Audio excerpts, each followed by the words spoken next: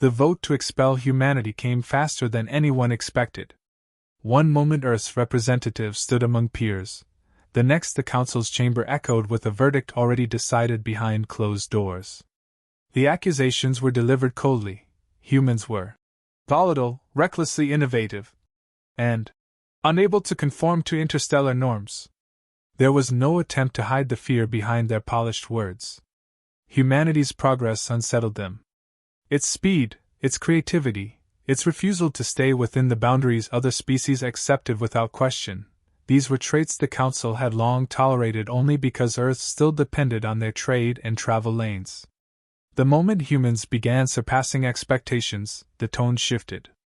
Now it was exile.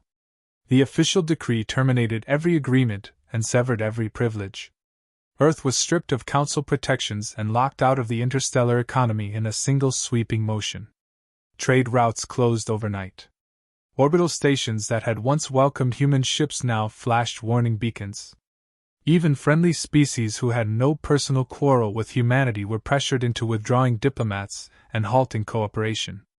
The Council believed isolation would weaken humans, drive them back into compliance, or at least confine them to a harmless corner of the galaxy. They underestimated how humanity reacts to humiliation. Earth's leaders returned home with a mix of fury and clarity.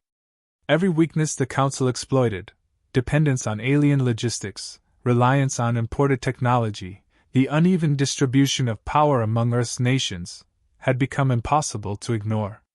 What began as an emergency summit quickly transformed into a rare moment of unity. The world that had once argued over every international initiative suddenly shared one understanding: survival meant standing alone, and standing alone required transformation. The global reaction was sharp and immediate. Commercial guilds panicked as their supply chains collapsed. Colonies in nearby systems scrambled for backup routes. Ordinary citizens watched alien ambassadors depart under diplomatic escort, leaving behind uneasy silence. But beneath the shock, something else took root, an iron resolve that spread faster than fear. The same drive that pushed humans across oceans, then through their atmosphere, then out into deep space, surged to the forefront again. Private companies and scientific institutions redirected all resources toward independence. Old rivalries lost relevance when the threat was existential. Nations that once competed over territory now pooled their military and industrial strengths. For the first time, Earth's fragmented power centers fused into a coherent whole, not out of idealism but necessity. Nobody romanticized the moment. Nobody pretended unity was easy. But everyone understood the price of hesitation. The Council expected Earth to crumble into desperation. Instead, humanity treated exile as permission. Without interstellar regulations constraining research, scientists revisited abandoned prototypes. Engineers resurrected projects that the Council had deemed too aggressive or too disruptive. Technologies previously considered decades away advanced in months. Every failure became data, every success became a stepping stone, and every idea, no matter how unconventional, was tested, refined, and executed with relentless focus. Research stations in orbit expanded around the clock. Shipyards that once built small civilian vessels were retrofitted into massive industrial engines. The Moon transformed into a launch platform for experimental reactors and propulsion tests. Mars shifted from a symbolic frontier to a strategic anchor. The asteroid belt became humanity's reservoir of raw materials, mined with ruthless efficiency. Alongside the technological surge came a psychological shift just as profound. Humanity stopped trying to seem less dangerous to make the galaxy comfortable. There was no longer a council to appease. No committees to justify their decisions to. No species to tell them which thresholds were too ambitious. For the first time since joining the interstellar community, humans were free of outside expectations. That freedom hardened into determination. From this momentum emerged the Terran Sovereignty Directive, a single coordinated vision that replaced scattered initiatives with one uncompromising mandate: Earth would never depend on another species again. It would not beg for reinstatement, nor seek approval. It would build capabilities so advanced, so resilient, that no one could ever isolate it again. The Council wanted to diminish humanity. Instead, they created the one thing they feared most: a united Earth with nothing left to lose, and everything to build. Humanity's forced isolation reshaped the planet with a speed that stunned even its own population. When the Council severed all ties, the world had no choice but to redirect every resource towards self-reliance. What began as emergency restructuring became a global transformation. Nations that once guarded their advantages realized fragmentation was lethal. They dismantled bureaucratic barriers, merged research infrastructures, and aligned their industrial output under a single objective: ensure humanity could sustain itself, defend itself, and expand without foreign permission. There was no pretense of utopian unity, just a collective understanding that cooperation was survival. The first major shift came in the scientific community. Laboratories that had competed for funding began pooling discoveries. Proprietary patents were temporarily suspended so breakthroughs could be shared instantly. Teams specializing in propulsion, energy systems, materials science, and cybernetics created cross-disciplinary task forces capable of solving problems with unprecedented agility. Alien technologies that had once been studied cautiously were now scrutinized with complete freedom. Engineers dismantled everything, from faulty Council-grade reactors to abandoned navigation arrays, to extract principles and adapt them for human needs. What distinguished Earth's progress was not imitation but enhancement. Every recovered component revealed limitations imposed by the Council's rigid design philosophies. Humans identified inefficiencies, corrected them, and rebuilt systems with more flexible architectures. Where other species relied on predictable, standardized configurations, humans introduced adaptability and modularity. They embraced controlled redundancy, variable power routing, and hardware capable of reconfiguring mid-operation. Alien scientists had viewed these features as unnecessary complexity. Humanity recognized them as strengths that accommodated unpredictability. Industrial mobilization accelerated just as rapidly. Automated fabrication platforms were deployed worldwide. Repurposed megafactories shifted from consumer production to aerospace construction. Mining conglomerates redirected machinery to extract rare minerals previously imported from Council space. The Moon became a strategic manufacturing hub because it allowed rapid assembly without atmospheric constraints. Kilometer-long frameworks for orbital shipyards were constructed at a rate that defied earlier projections. With Earth's gravity well no longer tolerated as a limitation, humanity expanded upward and outward, building in places that maximized efficiency rather than convenience. The asteroid belt soon emerged as the backbone of this industrial rise. Modular mining fleets deployed autonomous drones capable of fracturing, processing, and transporting resources without human supervision. Early prototypes were prone to failure, but iterative upgrades improved their resilience. Data from every malfunction fed back into design revisions, creating systems that could withstand extreme environments and operate with minimal oversight. Within a year, the belt delivered more raw materials than Earth's surface operations could have produced in a decade. Alongside this industrial expansion came sweeping logistical reforms. Supply chains were redesigned to function without dependency on external markets. Orbital depots replaced interstellar trade centers. Shipping routes between Earth, the Moon, Mars, and various belt stations followed synchronized schedules that minimized fuel expenditure and maximized throughput. For the first time, humanity managed a fully closed-loop infrastructure spanning multiple planetary bodies. Beyond material advancements, a shift occurred in how humans approached exploration and strategic planning. The Council's influence had long encouraged caution, limiting what technologies could be tested and how frontier operations were managed. Without those restrictions, humanity revived its more audacious ideas.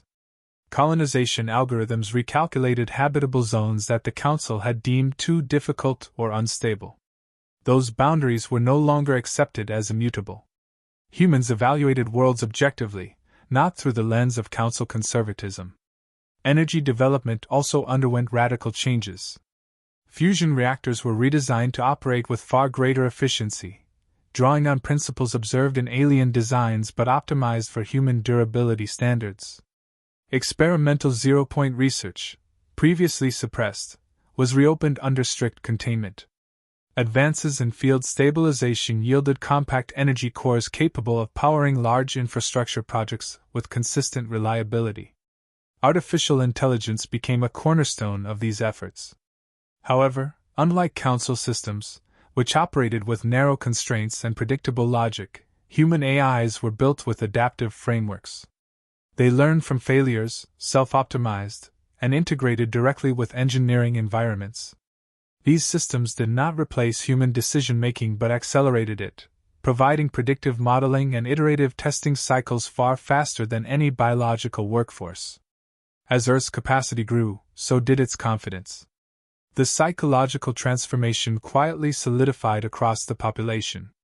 People no longer viewed themselves as marginalized members of a galactic hierarchy. They began to understand that exile removed limitations that had slowed advancement for decades. The fear of being cut off shifted into a recognition of opportunity. Humanity's defining trait, its refusal to stagnate, reemerged with startling force. Out of this momentum, the Terran Sovereignty Directive matured into a comprehensive strategy. It aligned exploration, military readiness, colonization, economic independence, and long-term technological development under one overarching doctrine. The goal was not retaliation or dominance. It was permanence. Humanity would not rely on benevolence, treaties, or external validation. It would build systems robust enough that no coalition, no embargo, and no political maneuvering could threaten its future again. The Council had intended isolation to weaken Earth. Instead, it triggered the most accelerated era of human progress since the dawn of spaceflight, one powered by necessity, sharpened by ambition, and guided by a newly unified purpose.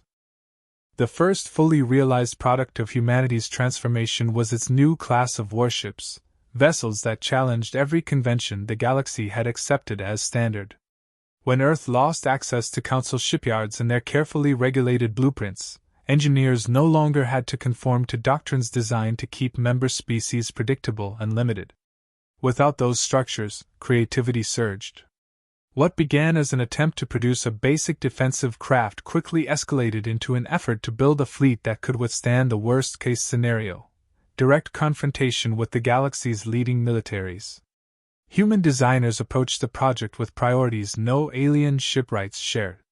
Rather than focusing on maintaining rigid systems optimized for stable environments, they built ships to survive chaos. Every component was structured around adaptability. Weapon mounts could shift loadouts without returning to dry dock. Armor plates were modular, able to be swapped or reconfigured depending on mission requirements. Internal routing systems featured multiple redundancies, ensuring a ship remained functional even if half its infrastructure was damaged. This approach, while considered inefficient by Council standards, produced a level of resilience other species had never imagined. The propulsion systems represented an equally significant leap. Humans combined principles extracted from Council-era drives with experimental slipstream research once deemed too disruptive. By distributing energy flow across several independent cores, the ships could maintain maneuverability even when sustaining heavy damage. They were not the fastest vessels in the galaxy in a straight line, but they possessed agility and sustained acceleration that surpassed anything in their weight class. Their unpredictability in motion became one of their defining traits, making them difficult targets in any engagement. Weaponry followed similar logic. Instead of relying on a single primary armament, the ships carried multi-tier defensive systems tailored for versatility. Energy projectors capable of rapid modulation allowed targeting of both shielded and unshielded vessels without switching hardware. Kinetic launchers used advanced acceleration rails that maximized impact efficiency while minimizing reload delays. Missile platforms employed adaptive guidance AIs that recalibrated trajectories mid-flight, exploiting weaknesses in enemy defenses. The variety ensured that no single countermeasure could neutralize the entire arsenal. Central to the fleet's effectiveness were its onboard artificial intelligences. Where the Council restricted AIs to purely navigational or logistical tasks, humans designed far more dynamic systems. These tactical cores processed battlefield data in real time, predicting enemy patterns and adjusting ship behavior accordingly. They did not override human command but served as powerful analytical partners, enabling rapid decision-making unmatched by traditional command structures. Their capacity to learn from each encounter meant every ship returned from missions smarter and more efficient. The first operational vessel revealed the consequence of these design philosophies. Its performance demonstrated that humanity had not merely caught up, it had surpassed conventional expectations. The ship's endurance, response time, and coordinated systems displayed a maturity that should have taken decades to achieve. Observers quickly realized the implications. If Earth could produce one such vessel, it could produce many. Production scaled rapidly as new shipyards came online in Earth orbit, the Moon, and later in strategically chosen points beyond planetary gravity wells. Modular construction methods allowed core components to be fabricated independently and assembled in record time. This eliminated bottlenecks and distributed manufacturing across several locations, reducing vulnerability to sabotage or attack. Human engineers refined every stage of the process, improving speed without sacrificing reliability. As the fleet grew, so did its strategic purpose. These ships were not built for intimidation alone. They were intended to secure humanity's expanding interests beyond Earth. Frontier regions rich in resources required protection from pirates, rogue factions, and opportunistic species seeking to exploit humanity's isolation. The new warships provided that protection with efficiency that reshaped regional power dynamics. Groups that had once preyed on vulnerable settlements now avoided human space entirely. The Council grew increasingly uneasy. Reports from independent observers described ships that adapted faster than anticipated and displayed durability well beyond projections. Their design violated decades of interstellar norms that discouraged rapid innovation. Humanity's inventions mirrored none of the familiar patterns the Council had grown accustomed to regulating. These vessels represented a school of engineering that had evolved outside their influence, and the unpredictability of such evolution triggered alarm. Earth did not respond to inquiries, demands, or warnings. It simply continued building. The fleet became the backbone of a broader initiative, securing corridors for expansion, protecting remote stations, and enabling humanity to reach systems previously considered beyond feasible supply lines. The Council had believed technological suppression ensured stability. Instead, it had created a competitor with no inclination to obey outdated limits. By the time the fleet reached maturity, the galaxy understood a new truth. Exile had not weakened humanity. It had freed them to innovate without restraint, and the result was a force capable of rewriting the balance of power across multiple sectors. The ships were not just machines, they were declarations that Earth would not be contained again. Humanity's industrial surge naturally evolved into a push for expansion. Once the fleet provided stable protection, Earth no longer saw value in remaining confined to a single star system. The resources gained from the asteroid belt were substantial, but long-term security required a spread of territory wide enough that no single strike could cripple humanity's future. Colonization moved from ambition to strategic necessity, reshaping humanity's identity as it extended farther into unclaimed space. The first wave of expansion focused on systems that offered a balance between accessibility and potential growth. World classification algorithms reevaluated planets the Council had dismissed as marginal or too unstable for development.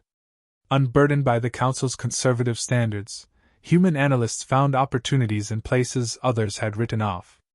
Terraforming engines were deployed to reshape atmospheres, regulate temperatures, and introduce engineered biomes capable of jump-starting ecological cycles. Though early deployments demanded precise oversight, incremental improvements allowed humanity to accelerate the process with remarkable consistency. Mars became the demonstration model of what human persistence could achieve. The planet's earlier habitation projects, once slow and methodical, received massive upgrades. Enhanced reactors powered deep soil revitalization systems, atmospheric processors achieved more efficient oxygenation, and imported microbial strains reshaped the barren regolith. Within years, the planet transitioned from a symbolic frontier outpost into a robust colony with its own industries, universities, and shipyards. The transformation served as a template for every new settlement Earth established. The frontier systems each developed distinct roles.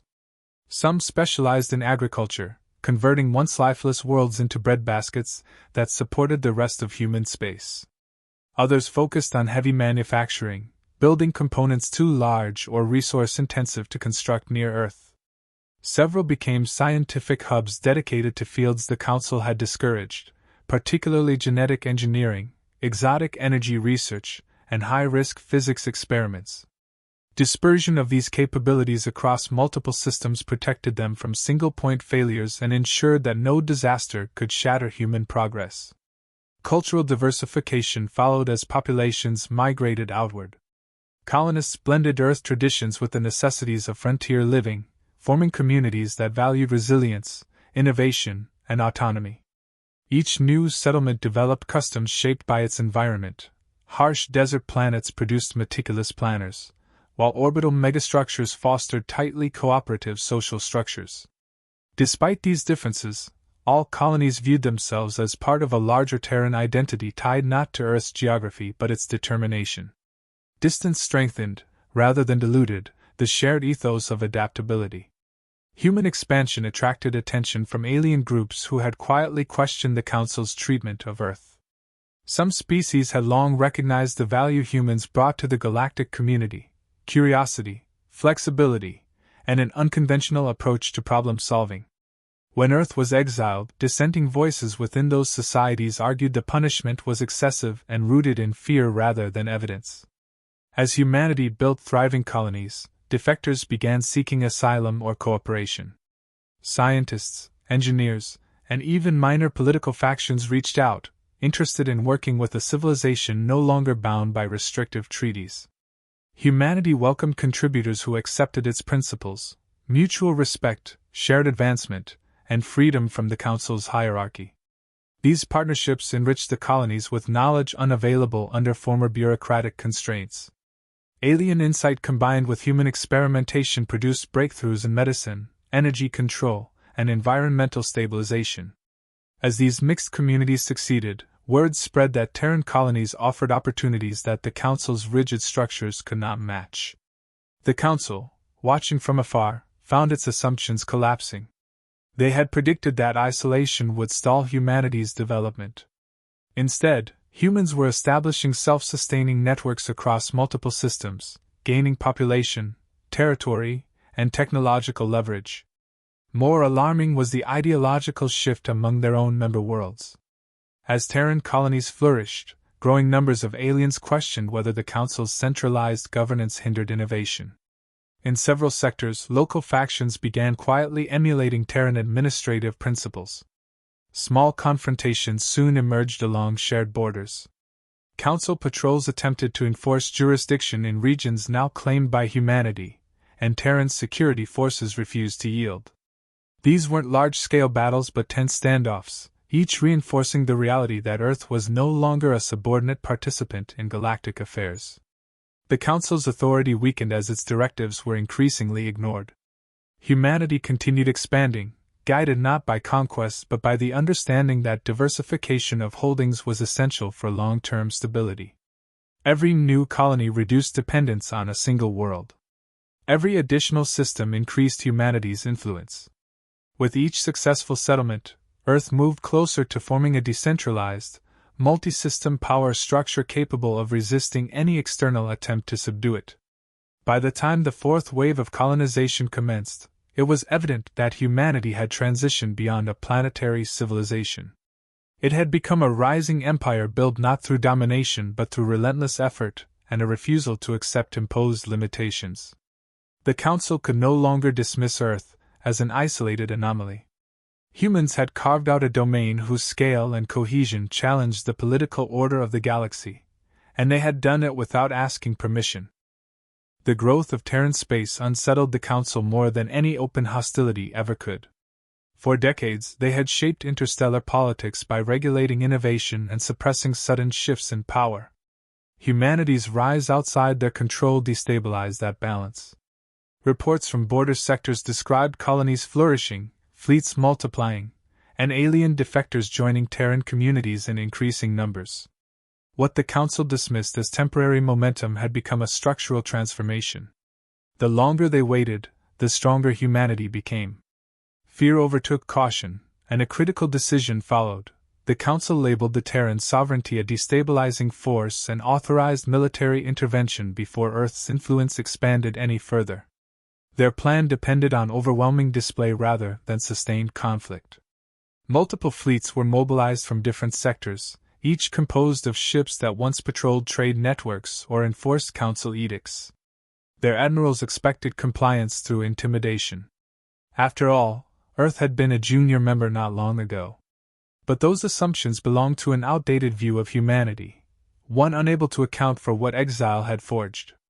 As the fleets converged toward Terran borders, long-range sensors across human space recorded their advance without panic. The sovereignty did not scramble in desperation. It organized with methodical precision. Human leadership understood the implications instantly. This was not a negotiation tactic or a diplomatic show of force. It was a final attempt to restore the old hierarchy. Instead of preparing retaliatory attacks, Terran Command focused on establishing a defensive network that leveraged every technological advantage achieved since isolation. Sovereign-class warships moved into calculated positions, supported by auxiliary drones and automated fortifications. Civilian routes were secured, colonies alerted, and strategic data relayed across dedicated quantum channels. The readiness displayed was not frantic but confident, a product of years spent planning for the moment when the Council might try to reassert control. Before a single exchange occurred, unexpected developments reshaped the coming confrontation. Ships belonging to species that had quietly sympathized with humanity emerged from slip space near Terran territory, not as enemies, but as allies. Some carried dissidents fleeing the Council's tightening grip on internal dissent. Others brought volunteers, scientists, diplomats, and entire families seeking refuge among the Terran colonies. But the most striking arrivals were the defecting military units. Their captains transmitted concise messages stating they refused to support a campaign driven by fear rather than justice. These defections fractured the Council's strategy before conflict even began. Humanity welcomed them without hesitation. Integration protocols were swiftly enacted, ensuring these new arrivals could contribute without jeopardizing operational stability. Their presence sent ripples through the Council fleets still preparing for engagement. Admirals found their ranks diminished, morale shaken, and political unity compromised. The Council had expected universal obedience. Instead, they confronted the reality that their authority was no longer absolute. Terran Command issued a broadcast across all channels, not as a plea, but as a declaration of intent. Humanity had no interest in dismantling the Council or destabilizing galactic order. Its objective was self-determination, freedom to advance, explore, and govern without imposed ceilings. The message was firm yet measured, emphasizing that Earth had not sought isolation but had endured it and grown stronger because of it. The broadcast resonated across fleets already questioning their orders. Some captains halted their advance entirely, unwilling to fire on a civilization whose only crime was progress. As internal divisions deepened, the Council's unified front collapsed. Fleets withdrew, not out of defeat in battle, but because commanders recognized that engaging humanity would ignite a conflict with consequences far beyond their capacity to manage. Several member species demanded emergency hearings to reconsider the Council's stance, arguing that aggression against the Terran sovereignty would fracture the galaxy irreparably. The political foundation that once held firm under centuries of protocol now crumbled under the weight of dissent. In the aftermath, the Council lost the authority it once wielded effortlessly. Humanity, meanwhile, gained legitimacy it had never possessed before exile. Recognized by numerous independent worlds and bolstered by alliances born from shared disillusionment, the Terran sovereignty transitioned into a central power bloc whose influence extended far beyond military strength. Its colonies became havens for innovation and cooperation. Its fleets shifted from deterrence to guardianship of trade routes connecting species previously constrained by Council oversight. Humanity had not intended to build an empire, but one emerged naturally from the combination of resilience, ingenuity, and refusal to accept imposed limitations. The galaxy saw that humans did not rise through conquest. They rose because adversity sharpened them into something capable of thriving without guidance.